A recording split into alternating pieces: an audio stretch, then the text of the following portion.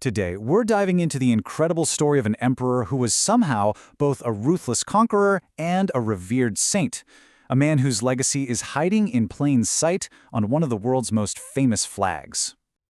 You've absolutely seen this wheel before. It's the Ashoka chakra, right in the center of India's national flag. It stands for righteousness, for moral law. But the story of the man it's named after, Emperor Ashoka, well, that's a wild ride of brutal conquest and, amazingly, profound transformation. You know, it's pretty hard to believe, but for almost 2,000 years, Ashoka's story was basically erased.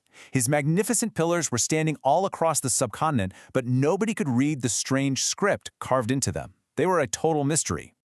Then, in the 1830s, we get a breakthrough. This brilliant scholar, James Prinsep, actually cracks the code. He deciphers the ancient Brahmi script.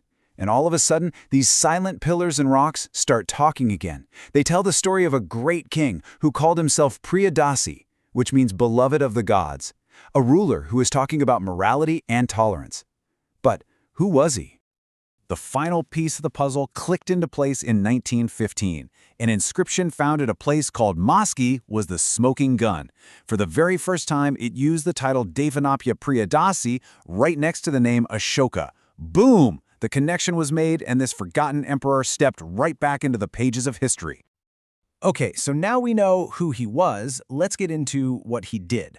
Because before he became this icon of peace, Ashoka was known for being terrifyingly ambitious. His story doesn't start with enlightenment, it starts with a whole lot of blood. So according to the old Buddhist stories, Ashoka wasn't supposed to be king. To grab the throne of the massive Mauryan Empire, he supposedly fought this horrifying war against his own family, killing 99 of his half-brothers.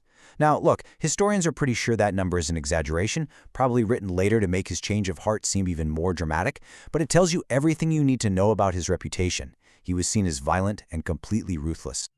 His entire life story can basically be summed up in two different names. In the early days, he was called Chandashoka. That means Ashoka the Fierce.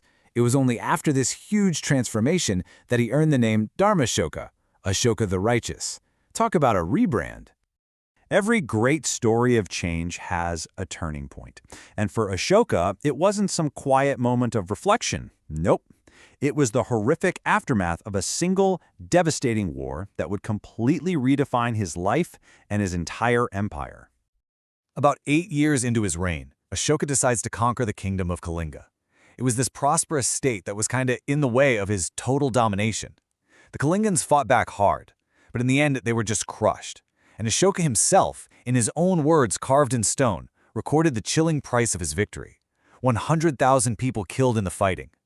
And the horror didn't stop there. His own records say that another 150,000 people, we're talking regular folks, families, were captured and dragged from their homes as captives. The scale of the suffering is just, it's hard to even wrap your head around. And here is what makes Ashoka so different. Faced with the absolute wasteland he'd created, he had a moral crisis. I mean, think about it. Most conquerors would have thrown a massive parade. Ashoka was horrified by what he'd done, and in a move that was just unheard of, he carved his remorse into stone for everyone to see, forever. He publicly announced his profound sorrow and regret. This deep regret wasn't just a feeling for him.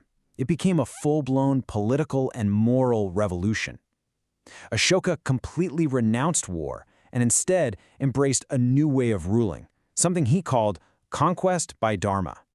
You know, his inscriptions show us this wasn't an overnight thing.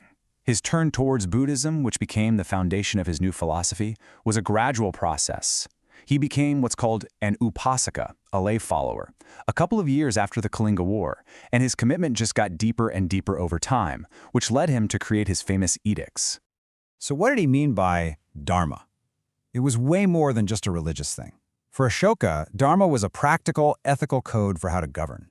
It was a worldview built on nonviolence, respecting your elders, being tolerant of all other religions, and having a genuine concern for every single living being in his empire. I mean, that's the complete opposite of the might makes right philosophy of pretty much every other ancient ruler. And yeah, this wasn't just him talking a big game. His new philosophy led to actual groundbreaking public policies. He set up hospitals for people and for animals. He had wells dug and rest houses built along major roads. He even created a special class of officers, the Dhamma Mahamadas, whose job was to travel the empire and make sure his principles of justice and welfare were actually being followed. This was a radical idea of what a government should do for its people. So, how does this ancient legacy connect to the world today? Well, it's not just some dusty old history. It's a living presence, woven directly into the identity of more than 1 billion people. Take a look at this. That magnificent sculpture of 4 lions, which once sat on top of a pillar Ashoka built at Sarnath, that's where the Buddha first taught, by the way, is now the official emblem of modern India. The lions, staring out in 4 directions, symbolize his peaceful rule over a vast empire. And that wheel right below them, that is the very same chakra you see on the flag. And this really brings us to the big takeaway. Ashoka's life poses this timeless question about what power and greatness really are. Here's a guy who controlled one of the largest empires in the ancient world. But his legacy isn't defined by his conquests. It's defined by his rejection of them. It really challenges all of us to think, is a ruler's strength measured by their armies or by their commitment to peace? It's a question worth thinking about. The story of Ashoka is just such a foundational piece of South Asian history.